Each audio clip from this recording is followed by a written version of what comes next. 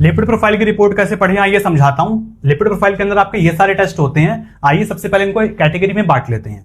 आपका जो कोलेस्ट्रॉल है, एचडीएल है, एलडीएल है, इन तीनों को आप एक कैटेगरी के अंदर रख दो, कोलेस्ट्रॉल की कैटेगरी के अंदर। आपका जो ट्राइग्लिसराइड है और वीएलडीएल है, इन दोनों को आप एक कैटेगरी के अंदर रख दो, आपके ट्राइग्लिसराइड की कैटेगरी के अंदर।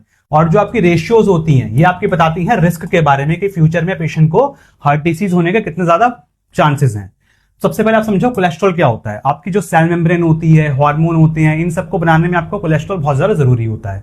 आपका जो एचडीएल है और एलडीएल है, अब ये क्या करते हैं, ये दोनों ना ट्रांसपोर्ट की तरह काम करते हैं, ट्रांसपोर्ट व्हीकल की तरह काम करते हैं। एचडीएल कैसा होता है, गुड होता है, और एलडीएल कैसा होता है, बैड कोलेस्ट्रॉल होता है। एचडीएल को गुड क्यों बोलते हैं, क्योंकि जो टिश्यू होता है उससे ये कोलेस्ट्रॉल को लेके जाता है लिवर तक, ताकि हमारी बॉडी से कोलेस्ट्रॉल बॉडी से बाहर निकल पाए।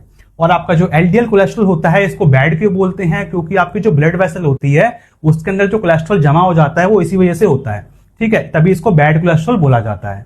बात करें हम ट्राइग्लिसराइड की, तो आपका जो बॉडी के अंदर जो फैट है वो इसी फॉर्म में स्टोर होता है, आपका ट्राइग्लिसराइड की फॉर्म में।